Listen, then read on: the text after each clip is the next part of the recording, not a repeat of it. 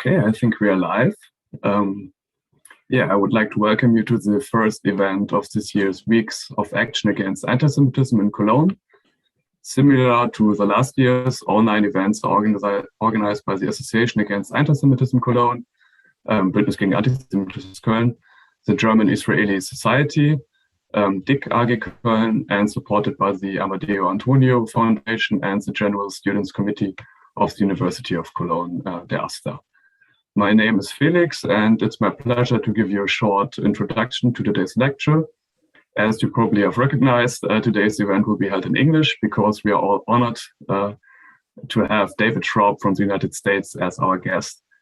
David will speak to us on the subject of intersectional theory, antisemitism, and Jewishness, and will follow the question, what does whiteness do to Jewishness? The related claim that intersectionality can strengthen our analysis and understanding of antisemitism and Jewishness is in the current debate far from being uncontroversial. Intersectional theory is criticized, it is criticized that antisemitism cannot be adequately grasped within the framework of intersectionality, and even that the concept today functions to underpin or confirm some of the assumptions of contemporary antisemitism. Some critics even blame intersectional theory for the BDS movement. And Jews have often been excluded from feminist or anti-racist social movements that claim to be guided by intersectionality. For example, the Women's March in Washington, or to some extent, Black Lives Matter as well.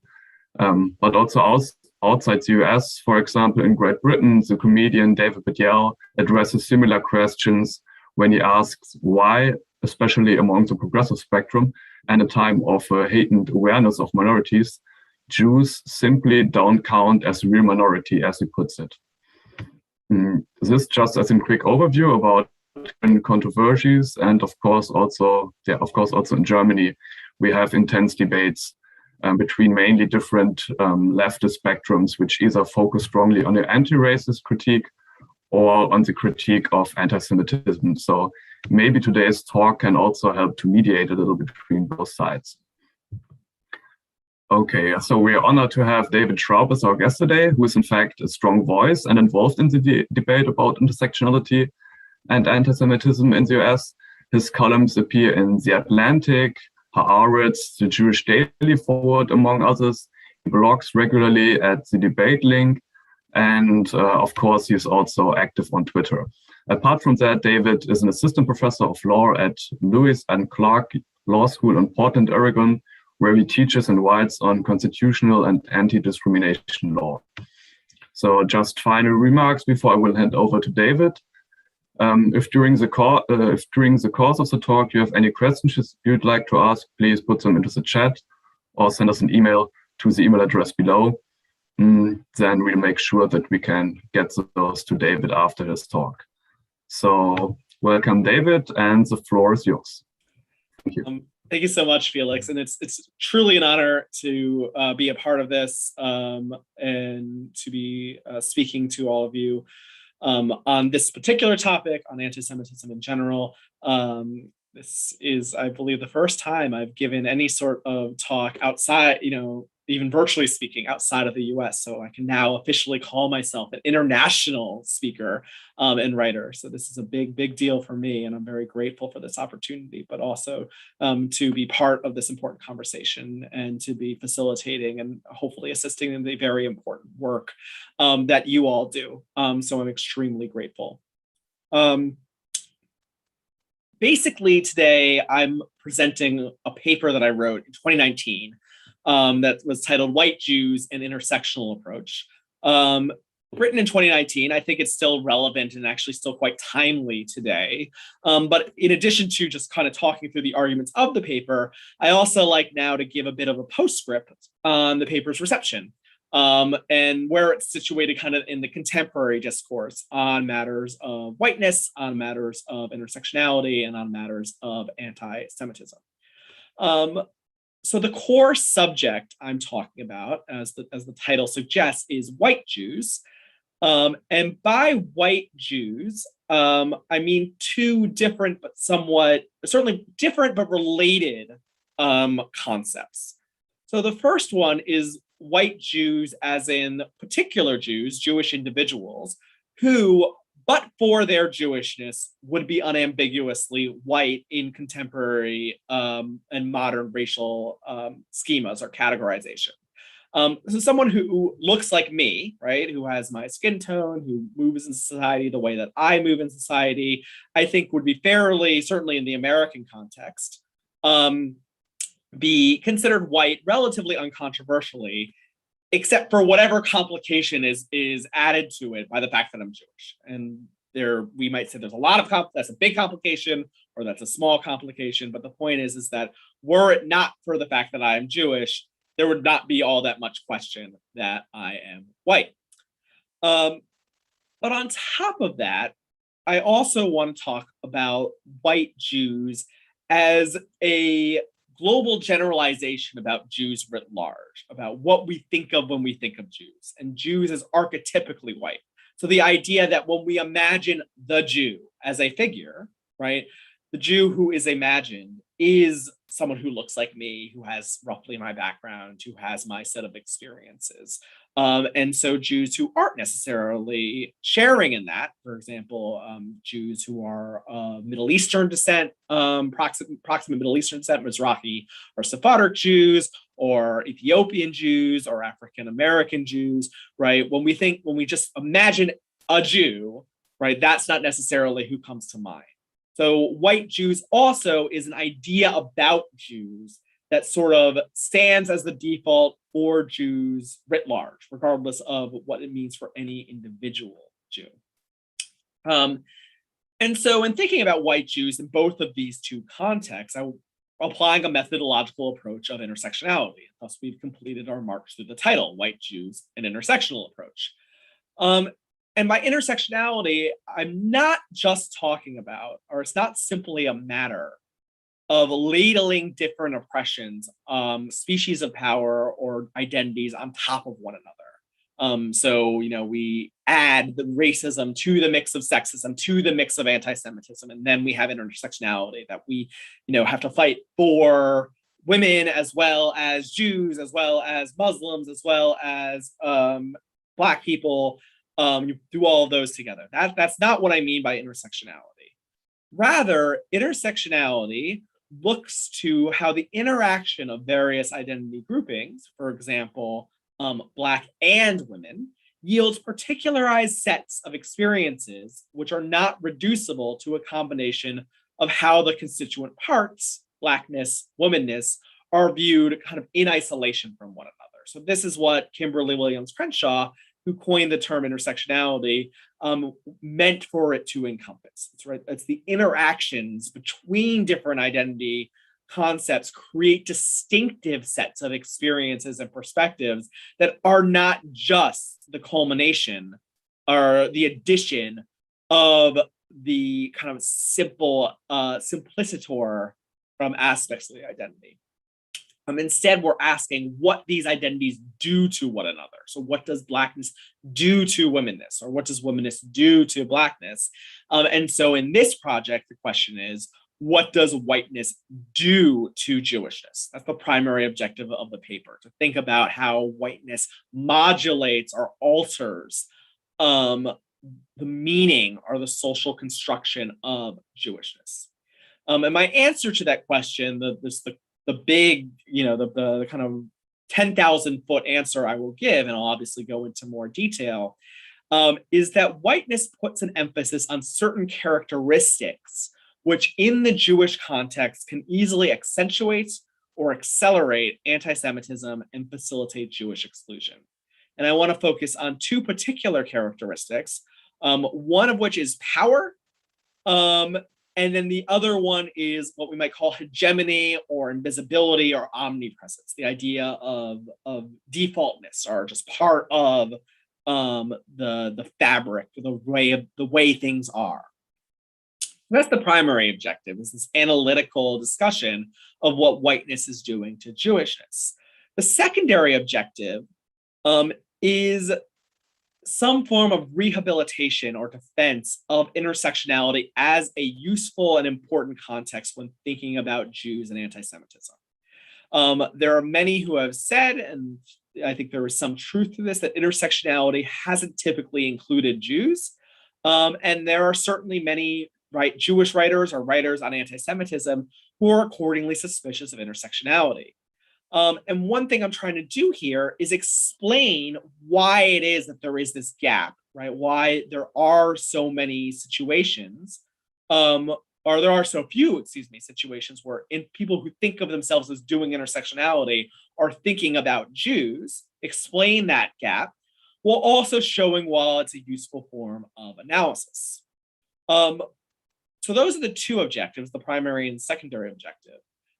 There is a third objective that I do not have and that I'm not trying to promote, and I want to clarify that. I think it's very important, which is that I'm not trying to argue, and I do not intend to argue, that white Jews as individuals, so again, someone like me, do not, in many cases at least, not necessarily all, but in many cases, benefit from white privilege in the Western context. I'm not trying to say that we do not have those sets of privileges, right?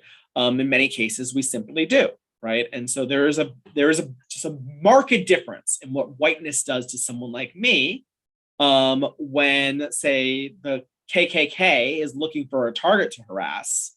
Whiteness does something very different for someone like me, someone who's Jewish, versus in the US when a police officer is deciding whether to pull me over because I look suspicious. Right.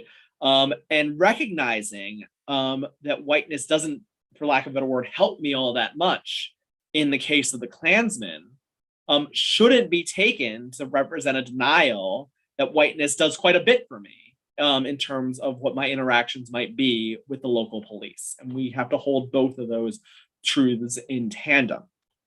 My hope is that disentangling what whiteness is doing to Jewishness, such that it's then, and showing how whiteness can accentuate or accelerate certain forms of anti-Semitism, can clear the space for a more honest reckoning of the other circumstances or the other scenarios in which white Jews can be beneficiaries of white supremacist systems, at least in certain contexts, right? And so we don't want to go all or nothing. We don't want to go into the situation where we view Jews as nothing but white, as uncomplicatedly white, and as implicated in white supremacy in the exact same way, to the same degree as all other white people.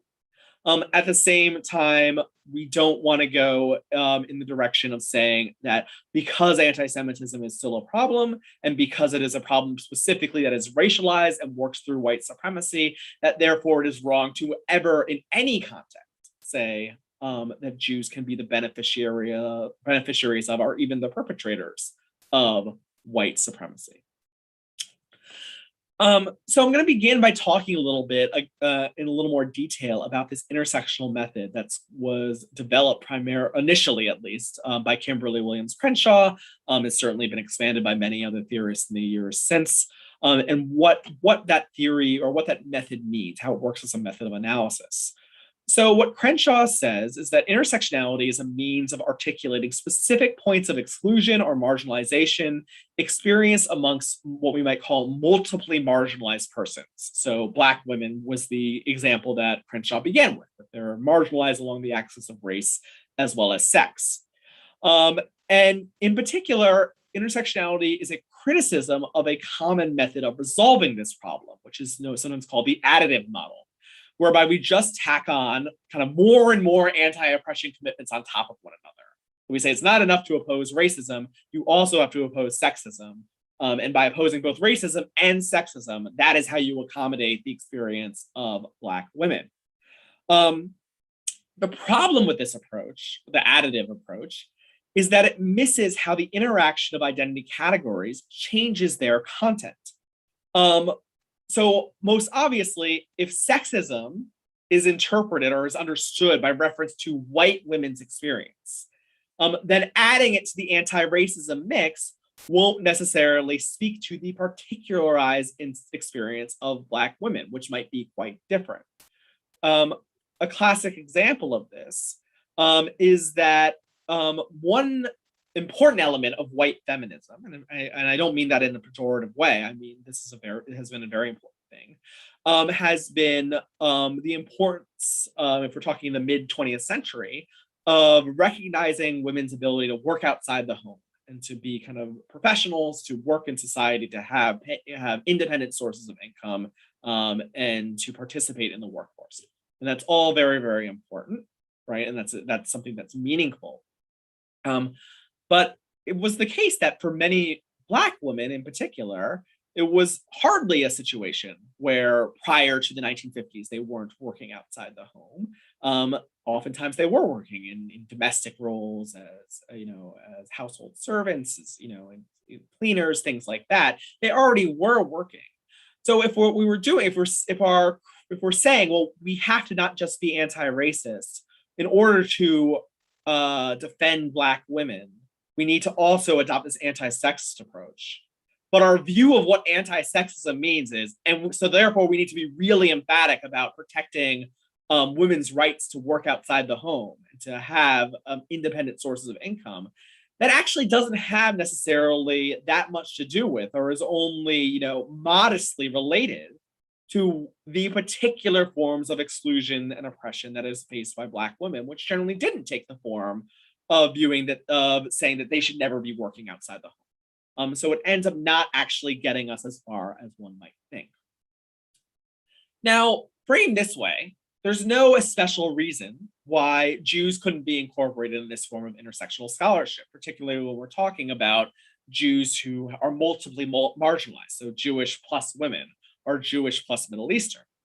And that you could do that same form of intersectional analysis that says, what happens at the intersection of Jewishness and women, or of Jewishness and Middle Eastern, that isn't necessarily fully encompassed by just Jewishness plus Middle Eastern, or just Jewishness plus women. In theory, that all works fine. In practice, there's relatively little that seeks to adopt this approach. Little is not none, right? So I've written some stuff with Ana Lucia Lopez Herrero, doing this sort of classic intersectional analysis for Middle Eastern Jews. Marla Brettschneider has a book called Jewish Feminism and Intersectionality. Cynthia Levin-Rasky has done some work even before I did on Jewishness and whiteness. So it's being done, but there isn't a lot of it. And in Brettschneider's book, she does kind of a lit review on the subject. And what she finds is not only is there relatively little that's written that seeks to apply intersectionality theory to a Jewish case, but the exceptions tend to be in a reactionary context. So someone who's talking about religious fundamentalism will be very, very sure to make sure they talk about Jewish fundamentalism too, or ultra-Orthodox Jewish opposition to gay marriage. So they're very keen on incorporating Jews and making sure that they recognize Jewish distinctiveness in situations where Jews are sort of the villains of the story. But there isn't as much in thinking about Jews when it would be for a liberatory or counter anti-Semitism agenda. Now, what is true is that most intersectional work, again, not all of it, but most, and this is whether we're talking about Jews or not, focuses again on these multiply marginalized persons. And this project, the one that I'm talking about today, and this is in contrast to the work I did previously with Ana Lucia, looks at a dominant plus marginal interaction rather than marginal plus marginal. So dominant white plus marginal Jew, right? As opposed to, say, Jewish woman, marginal plus marginal. So again, I'm not the first to do this. I don't claim to be innovative here. And that's even in the Jewish case, I'm not the first. As I mentioned, Cynthia Levin-Rasky had already done work on this. In the broader kind of pantheon of intersectionality studies and critical race theory, this interacts with what's known as the critical whiteness studies literature, which focuses and attacks the notion that whiteness is colorless, that it represents this neutral or transparent baseline, right, which everything else is measured on. And instead, it views and insists that whiteness is concrete. It possesses certain contingent, right, socially constructed, not biological realism, but contingent and specific properties of its own that demand analysis that's more particular than simple humanism, right? It's not just that we can analyze white people by talking about human beings, that whiteness is a specific identity with specific characteristics that can do different things in different contexts. And then as applied to my particular project, an intersectional method takes properties or functions which whiteness serves in contemporary Western contexts, and then asks what happens when these properties or these functions interact with this other set of identities, properties, functions Jews either do possess or imagine to possess, and what happens when we have that interaction. So I'll give an example from a few years back here in the States at Stanford University out in the West Coast. And it was the Stanford student government was debating a resolution about anti-Semitism. And one of the clauses in that resolution identified as a form of anti-Semitism statements that say Jews control the media, economy, government, or other societal institutions. That was an example that the student government resolution said would count as anti-Semitism. And there was a student senator during the debate over this resolution who challenged that clause and said that the clause says Jews controlling the media, economy, government, and other societal institutions is a feature of anti-Semitism that we theoretically shouldn't challenge. I think that's kind of irresponsible foraying into another politically contentious conversation. Questioning these potential power dynamics, I think, is not anti-Semitism. I think it's a very valid discussion. And the statement by the student senator was widely regarded as being an anti-Semitic statement. He was roundly condemned for this. He eventually apologized, and left student government. Now, I want to work through, what was going on in the senator's mind when he made this argument. And one possibility, obviously, is just that he was anti-Semitic and he believed something anti-Semitic and he said something anti-Semitic. And there's not really much more to think about than that. And maybe that's what's going on, right? I can't know this person's mind. But if we are to view it as a little more complicated than that, what we maybe can imagine going through his head works something like this. When we criticize white supremacy, part of what we're doing is identifying and criticizing distributions of power, right? Who has it, who is disproportionately in control, or has a sway over the economy, the media, government, etc. And so if that's what we're doing when we criticize white supremacy, and that's a very important project, how can it be that it becomes problematic when applied to a particular subset of white people, namely Jews? And the senator might say, we're all well familiar with the various strategies of denial here. Reverse racism, rabble rousing, it's divisive. There's nothing new under the sun. And so this sounds very, very familiar, right? The idea that you're not allowed to question these dynamics, that it's wrong, that it's a party foul, to say that this group has too much control or too much influence over these social institutions. Now, on the other side of things, anti-Semitism is all about identifying the Jews as possessors of ill-gotten and illegitimate power. So those who are responding to this senator's argument and who view it as anti-Semitic, they're wondering sort of the opposite. How can we all know that is a classic form of anti-Semitism? So how can it be legitimized just because it drapes itself in this progressive garb? And again, the strategies of denial here, that I'm being silenced, I'm being censored, you're just suppressing conversation. There's nothing new here either. And so we have this sort of talking past one another, right? Where if we view things from the whiteness frame, like it makes perfect sense to level these sorts of challenges at unjust and disproportionate influence. And if we look at it from an anti-Semitism frame, right, it seems clearly oppressive, clearly wrong-headed, and clearly unjust. And these just don't seem like they interact and can play with each other in a productive fashion. So to untangle this, I want to look at we can look at the interaction of Jewishness and whiteness to see maybe what is causing this sort of talking past one another. And I'm going to focus, as I mentioned, on two characteristics of whiteness. The first is power, right? We think of whiteness as enabling, offering opportunities, opening doors, right? It allows people access to things or enables them to do things that they otherwise couldn't, right? And then the second characteristic is what we might call hegemony or omnipresence or invisibility, that whiteness is the default.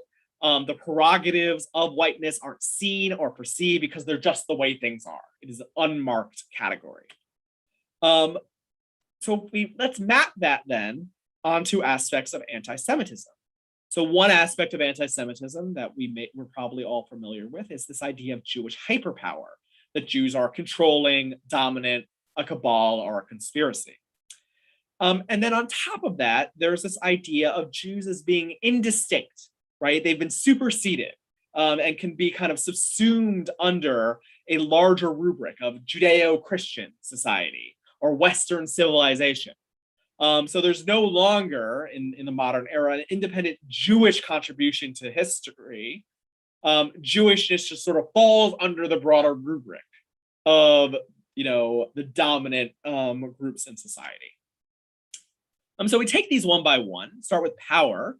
Whiteness analytically is designed to reveal power, right? Is to reveal, these sort of unjust prerogatives that one possesses. It's meant sort of as a counterweight to a popular portrayal and self-conception of white people as, just a person, right? Hardworking, nobody handed me anything, so on and so forth.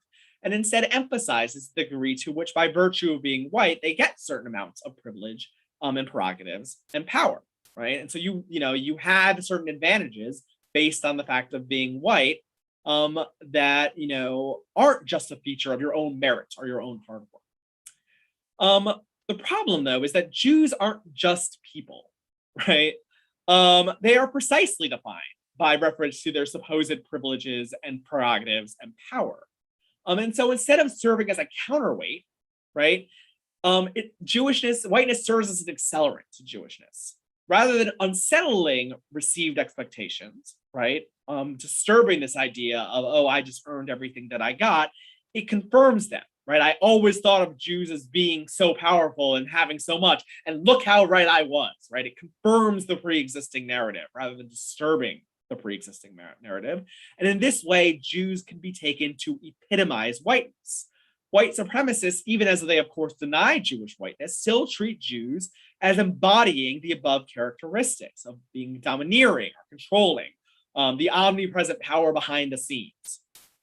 And so even, or we might even say especially, for white supremacists, anti-Semitism is viewed as punching up, right? As targeting someone who is more powerful, who has more authority.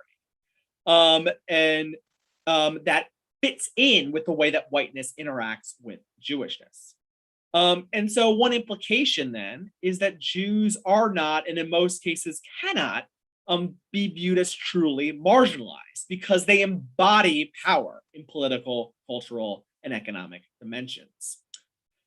Now we move to this idea of hegemony, right? That Jews are known. They are part of the dominant categories, which are omnipresent and which everyone has access to, even if only implicitly.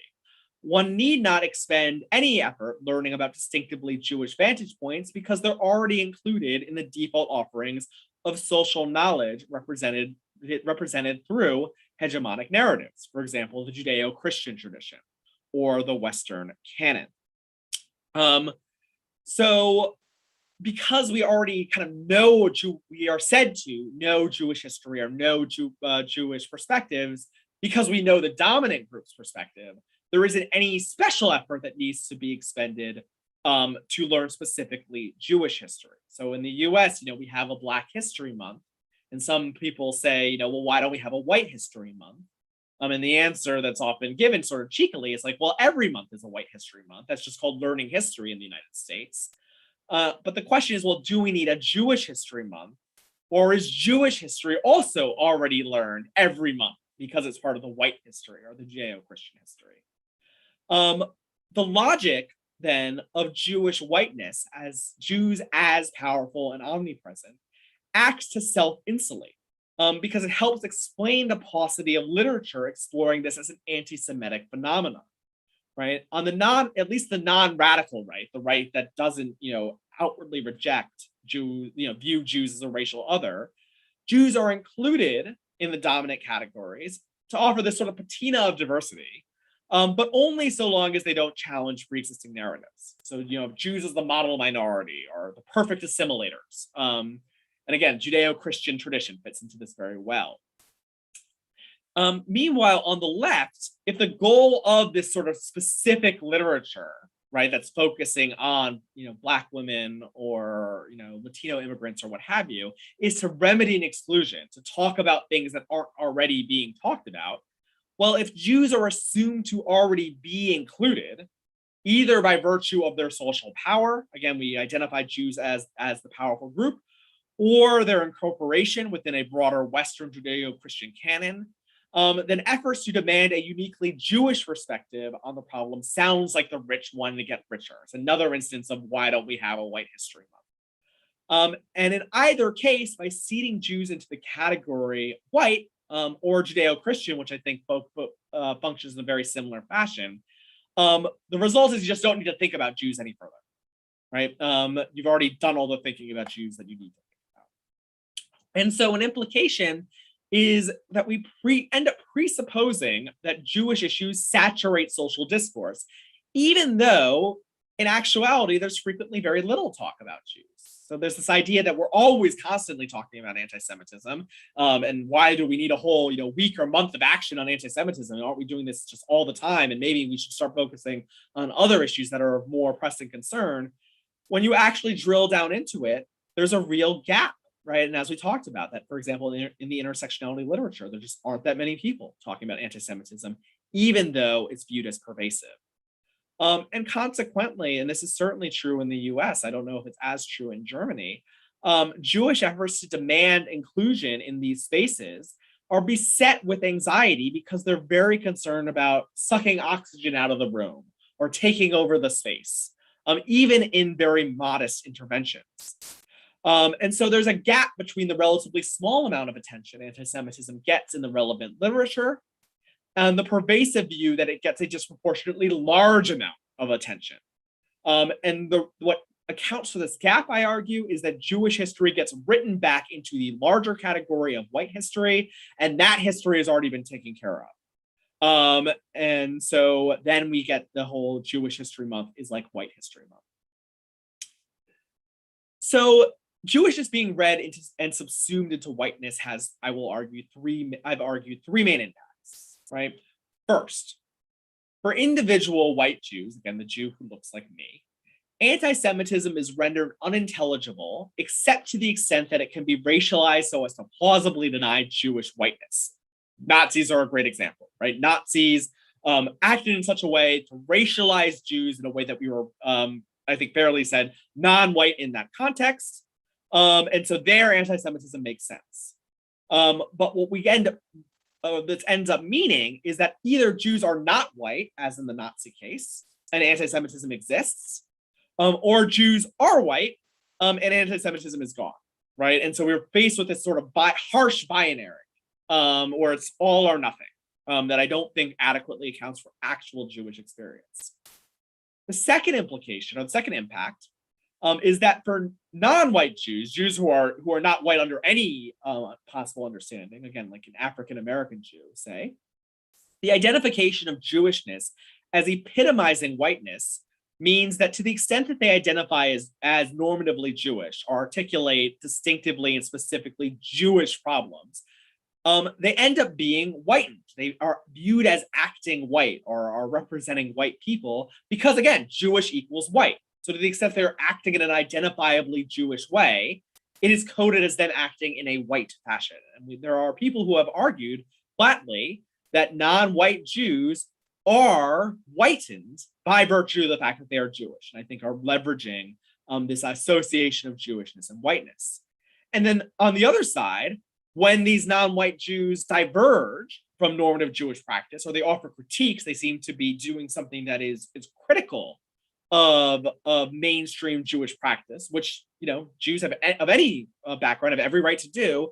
They're de-Judaized because Jewish equals white, and so to the extent that they are sort of stepping out from the normative Jewish frame, it's not seen as an internal critique within Jewishness, but is seen as an external critique. They're speaking as Black people, or they're speaking as Middle Eastern people, or they're speaking as Latino people. And that's what's driving the criticism rather than an organic internal critique by Jews, right? And speaking as Jews. And then finally, insofar as Jews perceive the identification of Jews as white as an obstacle to tackling Jewish oppression, that we're blocked from talking about anti-Semitism because Jews are viewed as white, we see some respond that by denying Jews experience white privilege in any respect. They'll say, I'm not white, I'm Jewish, and just deny it across the board. So there was I thought a very funny example that occurred when the movie Wonder Woman was announced, Gal Gadot. And around that same time, there was an article that was written by several African-American critics, movie critics, who were complaining about the lack of kind of racial diversity in the superhero movie franchises, that it was, basically all white people. And somebody wrote an article replying to them, guess what? Wonder Woman has a woman of color in the lead role. And they were talking about Gal Gadot. And I was reading that, and like, as a response to Black women talking about the lack of racial representation in cinema, responding, hey guys, don't worry, Gal Gadot's Jewish, really isn't responsive at all. But again, if we're trying to reconstruct, what is going on here and why there was this insistence on viewing Gal Gadot as non-white, right? I think part of it was in order to accentuate or make sure that it was clear that she did represent some sort of representational victory, that it mattered that someone who looked like her and spoke like her and was identifiably Jewish like her was taking on that role, right? And the idea is that if she was viewed as just another white lady, that would be occluded, right? And wouldn't be seen. And so people swung, I think, too far in the other direction of acting as if, she stood in for any amount of racial representation in cinema, right? Which I don't think is clearly true. And there's many ways in which she is, still a white woman as a superhero. But what we should be holding together is that while her being Wonder Woman doesn't, obviate the problem of the superhero genre being predominantly white, neither does the fact that she is I think a white woman mean that there's just nothing to say about her representing some sort of victory for inclusion, or that it doesn't matter, she didn't do anything for Jews when she took on that role. So that was the paper, but I want to give a little postscript about, kind of how this paper fits into the discourse, what's happened since I wrote it in 2019. And I'll give two notes on this. One on intersectionality, race theory in the United States, that I think is showing how this is accelerating. And the claim is that things like intersectionality and ideas like that are irredeemably hostile to Jews. Sometimes it's conceded that the original theory is fine, but what it means today in practice is a problem. So one thing I can tell you is that I've presented this paper in critical race theory, intersectionality spaces, conferences or panels that are very much like that is the theme. And it is not predominantly Jewish and not predominantly talk about anti-Semitism. I presented this paper in those spaces and gotten a perfectly pleasant reception. So the strong form that says like, oh, this will just never be accepted, that anybody who tries to do this will be really shouted out of the room, that has not been my experience. Not saying that there aren't problems or gaps. Obviously, I'm identifying some. And again, the critical race theory literature is full of people who are identifying and critiquing these sorts of gaps. There's nothing novel about that. But I think very often the popular critiques of intersectionality are often kind of straw men. And what they do is they take any kind of bad behavior on the left that has a sort of vaguely identity politics kick to it, and say, this is intersectionality in practice, without doing any sort of work to establish what this has to do with intersectionality, right? So like the intersectionality article that was published in the word crimes issue of the journal Israel Studies, right, was very harshly critical of what it said intersectionality did in practice. But the vast majority of the examples it gave of sort of bad behavior, you read them and the people who are doing them never claim to be intersectionalists, right? They never claim to be doing intersectionality. They never attribute the sort of anti-Semitic exclusion that they're perpetuating to intersectionality. So there's no work being done to establish why this is intersectionality, rather than this is just a case of that there are people on the left who sometimes are anti-Semitic, right? But that doesn't necessarily attribute to the theory of intersectionality. That doesn't appear to be doing any actual work. And so we should be looking at the actual conduct in question when we're talking about left anti-Semitism, and thinking about what analytical tools we have on offer to explain what is happening and what's wrong with it. And so my paper, right, is using an intersectionality frame to figure out how certain discourses about whiteness, many of which are for sure occurring on the left, can perpetuate anti-Semitism, right? Without kind of going to these simplistic narratives that any talk of whiteness and Jewishness is anti-Semitism, or any thinking about intersectionality inevitably leads to anti-Semitism. I use intersectionality because it's a useful tool. And I think refusing to use useful tools in identifying and combating anti-Semitism is foolish. My experience is there will always be bad actors, but there isn't this implacable resistance that's sometimes asserted, the notion that intersectionality can usefully illuminate anti-Semitism or the Jewish case. That just hasn't been my experience. The other point I want to make, and this is where I'll conclude, is I've seen many people kind of share my article or share my thesis with comments to the effect of, this is why it's anti-Semitic to call Jews white. And that, again, is not my thesis, because I very much do not want to say that Jews are never in any fashion or any capacity white people or beneficiaries of white supremacy. One very clear example, in South Carolina, from most of the time between 1937 and 1973, so we're in the heart of Jim Crow, a Jewish man by the name of Solomon Blatt was the Speaker of the South Carolina State House of Representatives. And there is no way during the heart of Jim Crow, explicit white supremacy, that he is not being viewed as white. There's no way that a non-white person is the Speaker of the South Carolina House during that time. So what we need, rather than just like engaging in some frankly ludicrous denial that Solomon Blatt somehow wasn't white in an important respect when he was the Speaker of a Jim Crow state's house in the mid 20th century, we need a theory for how Jews can obviously be white in some cases, and yet also obviously not white, as in, for example, the KKK, often in the same time and place, right? We need a more robust theory. Now, we could say that racism, misogyny, anti-Semitism, they're all just different axes of oppression. And a Jew can be white and benefit from white supremacy while facing a severe anti-Semitism. It's just a different axis. So just like a Jew could be male and experience the privilege of being a man, benefit from patriarchy, while again, also still facing anti-Semitism. And it'd be weird to say, well, Jews, I'm not a man. Jewish men aren't men because they face anti-Semitism. But if we say, you're just a man and a Jew, and you get an advantage on one, you get a disadvantage on the other. We could just say the same thing about whiteness. But no, you're white and Jewish, and you get advantages on behalf of being white, and you get discriminated against on behalf of being Jewish. One way of thinking through this problem, this paper, is why doesn't that frame seem to stick? Right? It's like, well, you're white and get advantages there, and you're Jewish and get disadvantages there, and they're just separate things.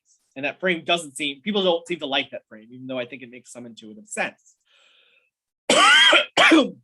One reason it doesn't work is because Jews who look like me can, in many contexts, strategically claim and disclaim whiteness as it suits. And so you use Jewishness to disclaim whiteness to shunt off responsibilities without actually dispensing with the relevant white privileges that I do possess. That's part of it. But another part is that Jewish whiteness is not taken to coexist with, but rather it is taken to obliterate anti-Semitism as a relevant axis of oppression, particularly, though not exclusively, vis-a-vis non-white, non-Jews. So one implication of the separate axis argument is that non-Jews of any race or sex or sexuality or nationality are privileged over Jews along the axis of anti-Semitism, just as men of any race or religion or ethnicity are privileged over women along the axis of sex. And we don't typically do that. We don't say, when we're talking about, for example, anti-Semitism in the Black community, that, well, yes, white Jews are advantaged on the axis of race, but Black Christians are advantaged against white Jews on the axis of religion. We don't typically think things are quite that simple. And so we need, again, something more complicated. And so again, I will say the solution is not to appeal to a simplistic all or nothing, one side or the other. The solution is more vigorously interrogating the relationship between Jewishness and whiteness.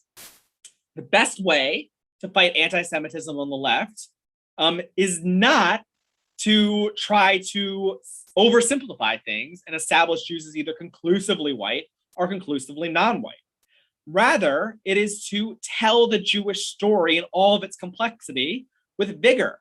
And you incorporate our narratives into broader accounts of racial, ethnic, and political justice, right? Stand firm against efforts that suggest that the fight for Jews is inherently divorced from or antagonistic to the fight for the rights and equality of every marginalized and discriminated against group, and to think seriously and carefully about all aspects of the interrelationship between these identities and how they interact with one another. And then if we do that, I want to say, if we engage in that sort of rigorous, robust, unflinching analysis, we can have a more clear-eyed understanding of how anti-Semitism operates that doesn't, on the one hand, allow the purported Jewish whiteness to mean we ignore anti-Semitism or we dismiss it, while still recognizing the very important ways in which Jews can be, and in many ways are, beneficiaries of contemporary systems of racial privilege. So I'll end things there. Again, I'm really grateful to you for listening to me thus far, and I look forward to answering any questions that have come in. Okay, David, thank you much for your interesting and informative talk. So as you just said, now it's time for the Q&A session.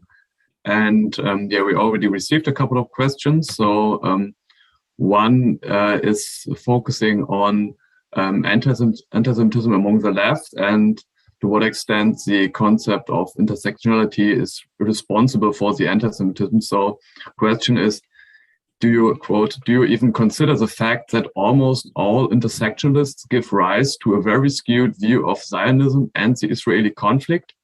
Why do you think there's so much support for BDS in this group? So maybe it's again the straw man you mentioned, but yeah, maybe you can elaborate a little bit on it.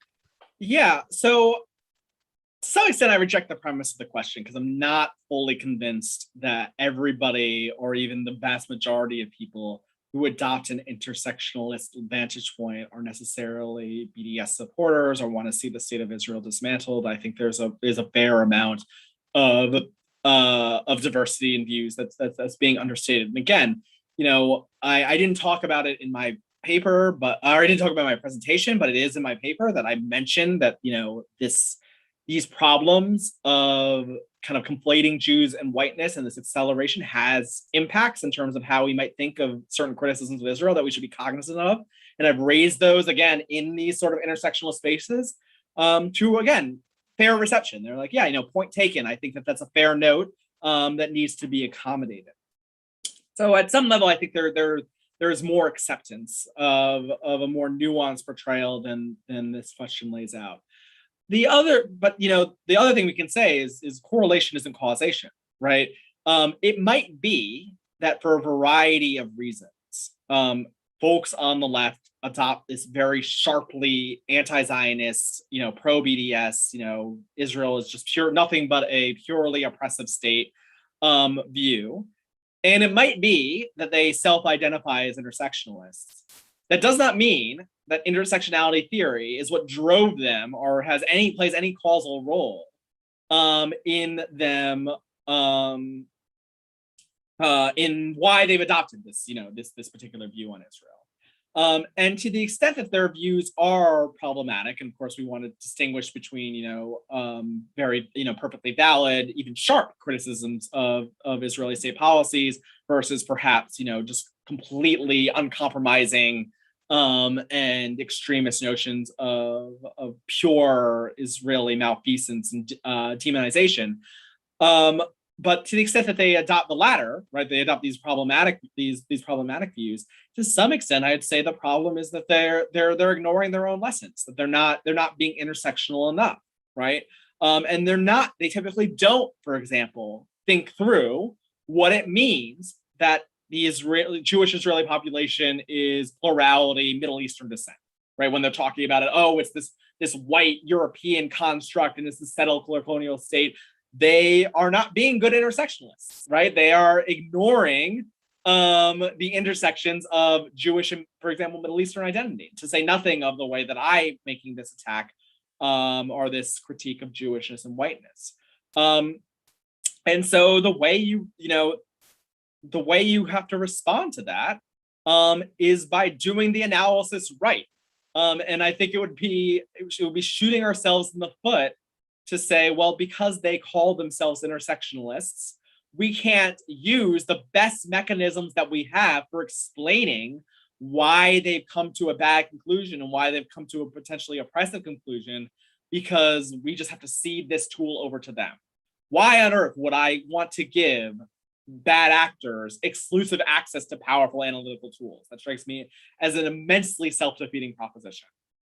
So I would say that to the extent that there is this problem, right, unless one can demonstrate that there's a causal connection, that something about thinking intersectionally causes one to have these views on Zionism, for example, which I don't think one can clearly do, then I think the right move is to engage in a reclamation project and just to do the analysis right, do it better. All right, thank you. Yeah, that's a good point, doing the analysis right. I think we could also refer here to Karin Stöckner's work on intersectional theory, and she also addresses the question why intersectional theory might often fail to address anti-Semitism.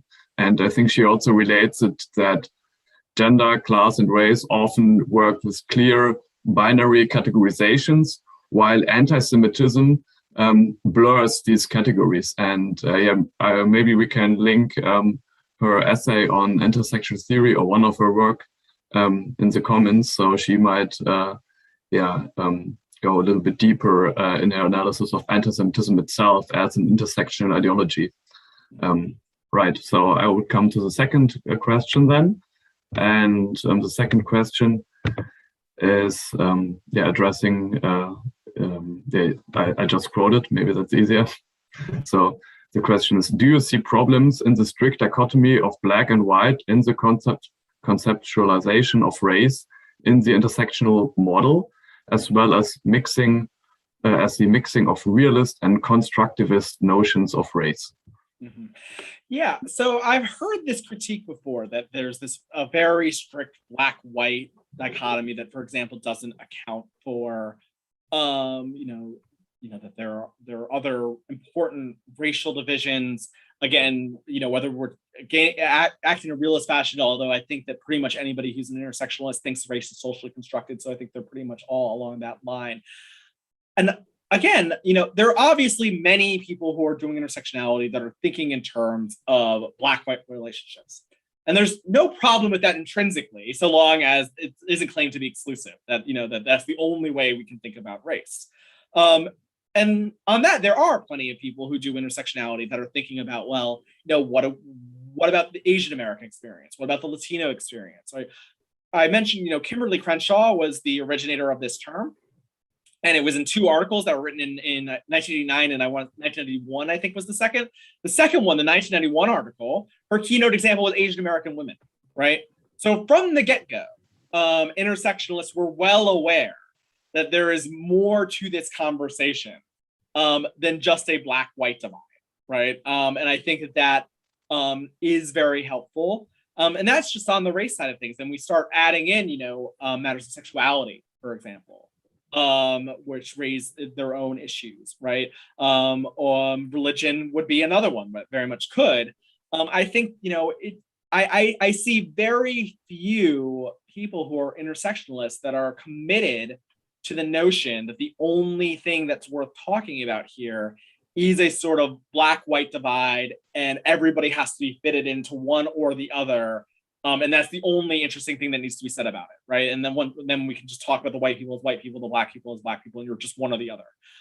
I think to the contrary, the whole notion is that of kind of diverse, differentiated social positions, right? Which blackness could be one, but it's not the only one. And, Latino is a different one. Jewishness is a different one. Being gay or lesbian is a different one. That these are all kind of interacting with one another in specific ways that sort of need to be parsed out individually, invites a sort of pluralism that I think is a healthy corrective to kind of a dogmatic insistence on the black-white binary. So again, I'm not going to say that there aren't people who do this, but once again, sort of, I think that it's not just that intersectionality has the tools to not do this. I think it is actually very well oriented to not do this, and has been kind of undermining this sort of view of sort of these very rigid, static binaries from the get-go.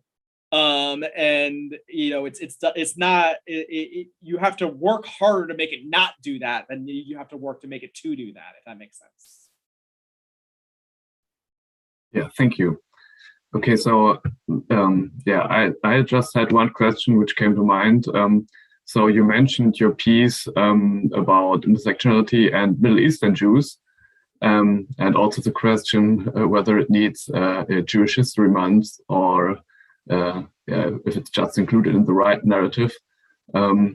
So do you think the telling like the whole Jewish history, as you called it, would be a way to combat anti-Semitism also among the left? So, for example, not many people are aware of that for 2,000 years Jews lived among Arabs, spoke their language, and shared many of their customs. People know about the Holocaust, but only few are familiar with the expulsion and the exodus of nearly 1 million Jews from the Middle East, North Africa, and Iran after the establishment of Israel. Do you think raising awareness of this history next to intersectionality might or would help to illuminate how diverse Jewish life is, and then also might be a way to combat anti-Semitism? Or what do you think? Yeah, I absolutely do. And I've been a very strong proponent of incorporating those sorts of lessons and those sorts of histories, which, as you say, are very often not taught. And the failure to teach those, it's problematic. It's obviously it's hurtful to the communities that aren't having their stories told, right? And if you were a refugee from Iraq, right? And somebody calls you a European colonizer because they just never heard of the fact that a Jew could be from Iraq, right? Like that is extremely wounding, putting aside, the kind of political ramifications of it. That being said, I also agree with you that these sorts of education, in addition to like kind of providing a more textured and nuanced account of history, maybe can do some important work in undermining some of the problems of anti-Semitism that I'm talking about. By kind of destabilizing some of these connections, some of these kind of taken for granted assumptions of like, oh, all Jews are white, all Jews are from Europe, they had this Holocaust thing happened and it was sad, but that was the one thing, right? It destabilizes some of those narratives and replaces them with more complicated and more textured ones. So one thing that you probably may or may not have heard about this, it was a big, controversy in my neck of the woods, but California was adopting a new kind of ethnic studies curriculum that initially wasn't going to talk about Jews at all. And the Jewish community was very upset about that. And the initial curriculum was very, pro-BDS, anti-Zionist, etc. There were a lot of negotiations about this, and the curriculum got substantially revised. So now there are sections on, on Jewish issues, including, to my knowledge, the first model curriculum unit on Middle Eastern Jewish history, which California has one of the largest Middle Eastern Jewish populations outside of Israel and the Middle East. So this was a huge win for them. I mean, it was the first time this has ever happened. But, interestingly, a lot of the people who are kind of like critical race theory is terrible, it's dangerous, it's a menace, have been implacably opposed to that unit and that teaching, because they're like, oh, it's divisive. It buys into this notion of, that race is a thing, that, we're teaching about, these sort of diverse groups, and they're very, very hostile to it, and have come out very sharply against teaching Middle Eastern Jewish history, purportedly in defense of the Jews. But the result of it ends up being that, to the extent people learn about Jews, they only learn this very narrow sliver, right? And I think this is wrong in terms of I think it does an ethical wrong to the populations, the Middle Eastern Jewish populations whose stories aren't being told. I also think it's a catastrophic political misstep. That, there is whatever one thinks is the right policy with respect to Israel and with respect to Palestine, with respect to how to achieve justice for both peoples, which is exceptionally important. You're not going to get to a good and just solution unless you actually understand what is happening and who the communities in question are, right? And so whether you have this sort of invented notion that just all Jews originated somewhere in Poland, and just came to Israel in a lark to kind of rape and pillage the land, or whether you have the concocted notion that the land was entirely empty, and the only reason that Palestinians have a grievance is because they're the heirs to Himmler, right? You're not going to come to the right conclusion, right? And so teaching honest, unvarnished, complex, textured history, I think, gets people to better places and destabilizes sort of simplifying narratives that allow extremism and allow hatred to flourish. And I very strongly believe that. Thank you. Maybe as a follow-up question, if we relate what you just said to theories of anti-Semitism, so for example, the theory of the Frankfurt School, they strongly focus on the anti-Semitic subjects. So they argue that the critique of anti-Semitism ought to focus on the anti-Semitic subjects and the social conditions, so in their theory, namely capitalism, and argue that, for example, in the authoritarian personality, in their work on the authoritarian personality. And so if we say that having more knowledge about Jewish history and the diversity of ethnic Jewishness, so do you think this might even help against anti-Semitism, or doesn't it really not really contradict these theories of anti-Semitism then? Yeah, to some extent. I mean, and I think the authoritarian personality is important. I think, it can be overstated as sort of like just, explaining the entire field. But one thing we know about authoritarian personalities is they really don't like complexity, right? They get very cranky when things don't fit into their there's these simple categories, right? And as you kind of alluded to, Jewishness can often kind of confound these sorts of categories. And when we're talking about like kind of diversifying the way that we talk about Jews, and the histories of Jews that we talk about, it further confounds that.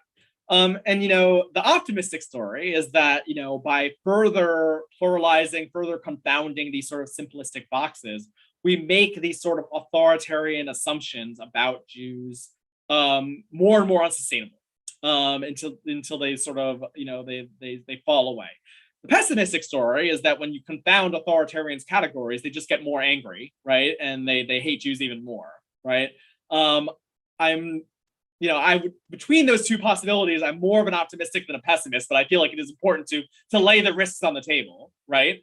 And that is, and we were talking about the people who are criticizing the kind of Middle Eastern Jewish Studies module in California. That was part of the claim they were making, that, just engaging in this sort of pluralizing, constant, dividing groups up from one another, right? That only encourages a sort of, views of racial balkanization and us versus them that ultimately redound to authoritarian benefit.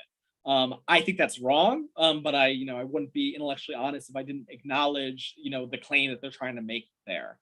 So yeah, I mean, I think ultimately that, again, you can't solve a problem that you don't understand, and you're not going to understand the full texture of the Jewish situation unless you're willing to think hard and think deep about diverse Jewish communities and how they interact with other social institutions around them, including whiteness as an institution.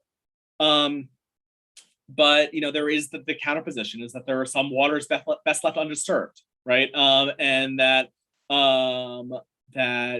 delving too deeply into the dwarves delve too deeply, as Tolkien put it, and they awake the Balrog. And so there's a risk here of that as well. I think the risks are larger in the other direction, and that refusing to tell Jewish history and Jewish stories in their full complexity will both wrongs the Jews who are excluded, and makes it more difficult to craft robust and effective mechanisms for combating anti-Semitism. And that's where I ultimately come down on that. Yeah, let's hope for the optimistic idea. There's one other question from the audience, and it's also related to the anti-Semite. So question is, quote, does intersectionality can be used to face the position of the anti-Semite if anti-Semitism is an ideology of an imaginary of oppression?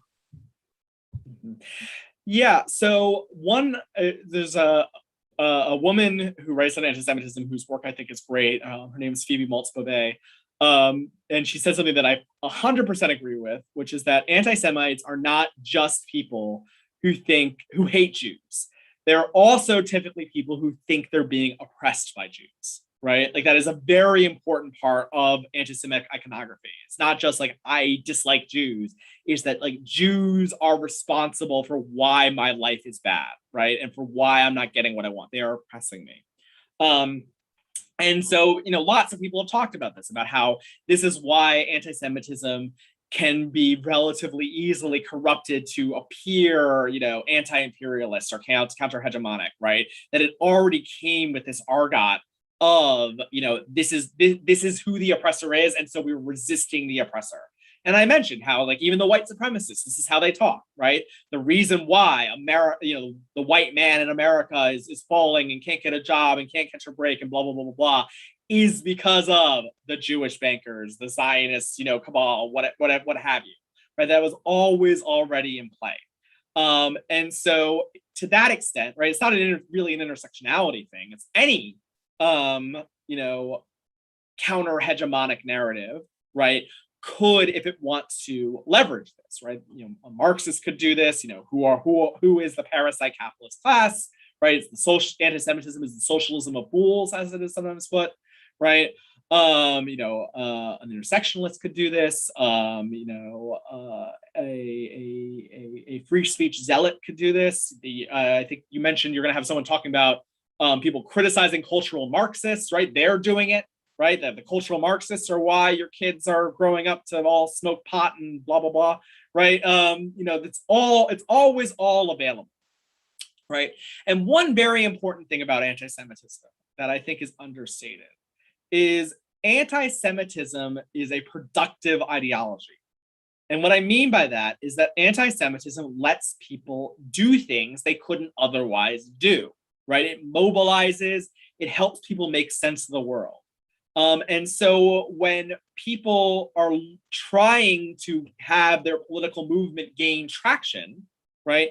You often see people say things like, anti-Semitism hurts our movement. Anti-Semitism, harms our cause.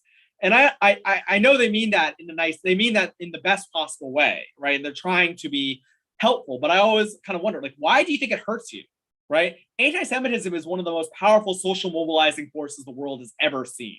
It seems very intuitive to me that a social movement that could successfully leverage anti-Semitism would be significantly more successful than one that doesn't. If you're trying to get people to go after, the capitalist class, or you're trying to get people to go after the hoity-toity academics, right? It doesn't matter who your bad guy is, right? You're trying to get people to go after them, and they're kind of like, I don't know, like, this, is it really that that bad, right? Anti-Semitism provides this reservoir, or this well of things that sound familiar. It's like, oh yeah, that makes sense to me. When you put it that way, it sounds familiar. It resonates with the narrative I already hold for myself, and so greases the wheels of these social programs. So is that a risk for some intersectionalists, that the way that their ideas can get traction is by viewing Jews as a consummate oppressor, right? Sure, right? But that's not something that's distinctive to intersectionality. That's a problem across the board. And so then the question is, what are the analytical tools that can do the most to undermine or criticize that false way of thinking? And my hope is that this linkage I've been positing between how Jewishness and whiteness interact can illuminate, here is why you've made a wrong step. Here is why this is analytically false.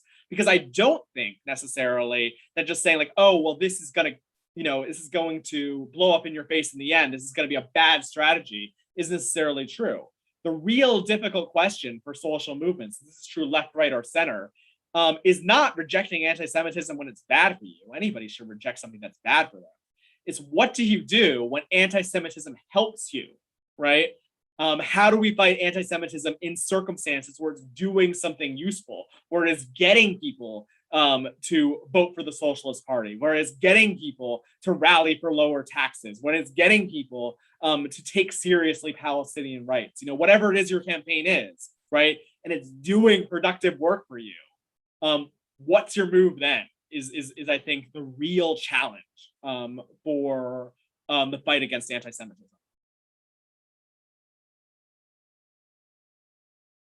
Oh no, did Phil? Oh, are you here, Phil? Okay.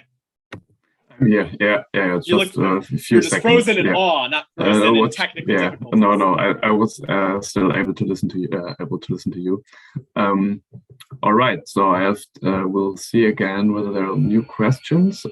If not, maybe we can. Ask the audience again for final questions or wrap up here. Let's wait a few seconds. Maybe I can just we can finish here with a final question, as you focused on what the whiteness frame can do to Jewishness, and also pose the question, okay, how might the illumination of the ethnic diversity of Jewish people also in Israel, what does affect what it affects might be.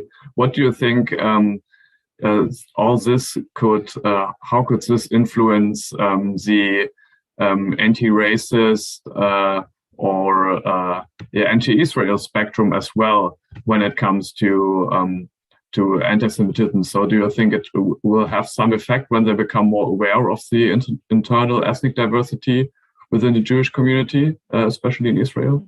Yeah, I think, it obviously is going to depend on the person, right? And it depends what's motivating them, and, where they're coming from, and how attached they are to particular positions. I'm never going to claim something like this is a cure-all, right? And the sophisticated advocate can always find a reason to hold on to the position they already hold, regardless of any new facts that come in. I think for many people though, and the vast, the people who are engaged in this work often forget that the vast majority of people aren't, right? And the vast majority of people know virtually nothing, right? And they're not looking, for the most part, they're not particularly invested, and they have some kind of very vague intuitions about like, I just want, people to be treated fairly, and it's kind of far away. And why are they at each other's throats, and can't they just get along?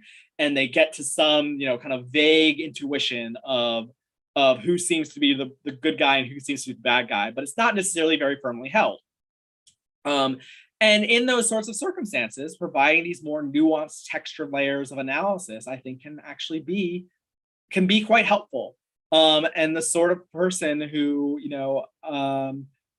is willing to hear it, and I think many are, can change. Now, what's typically not going to work is if it gets presented in this sort of, again, you just sort of switch one fundamentalism for another, right?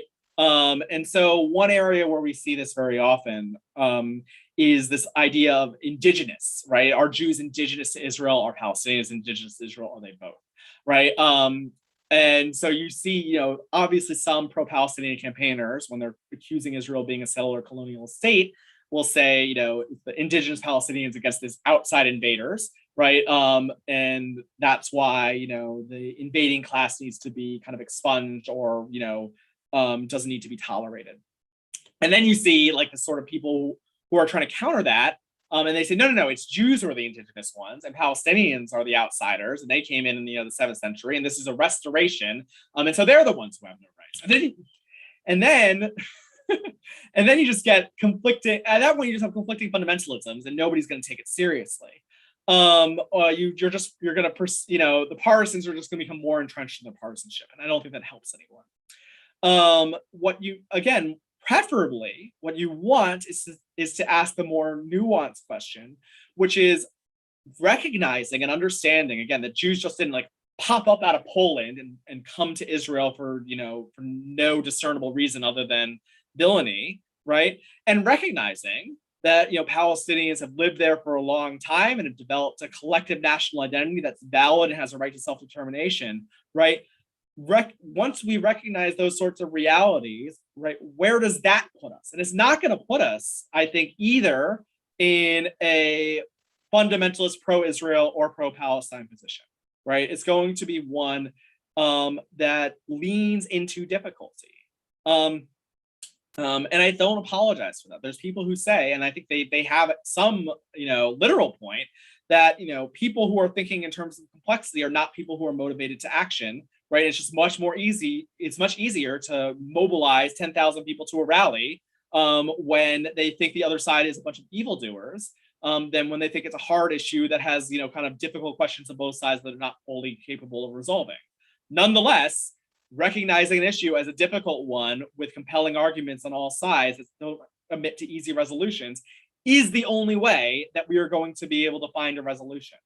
And so I think, again, that recognizing the reality of Jewish ethnic diversity and what does it mean that a plurality of Israeli Jews are in Israel, not because Europe couldn't solve its Jewish question, but because the Middle East couldn't solve its Jewish question, right, is one part of a very large puzzle, of solving a very large puzzle.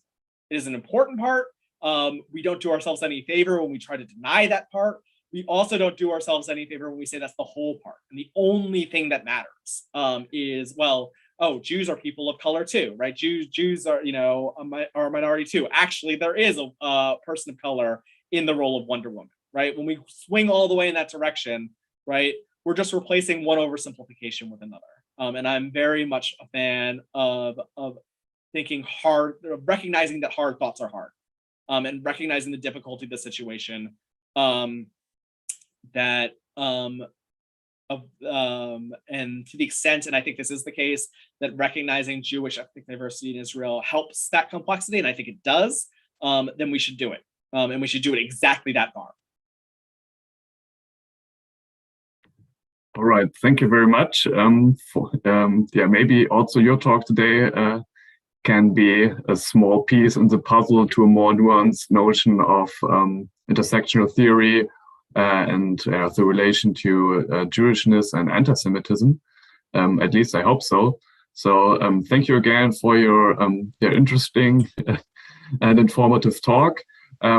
for all people from Cologne, the next event of the Action Weeks Against Antisemitism will be in person on Thursday at the University of Cologne. And yeah, you can find all information on our social media, Facebook, Instagram, and yeah. So feel free to follow us if you don't do already. And yeah, thank you again, David, and thank you. Yes, thanks to the audience for all the questions, and yeah, goodbye. Thank you so much again. It was a tremendous honor, and I'm incredibly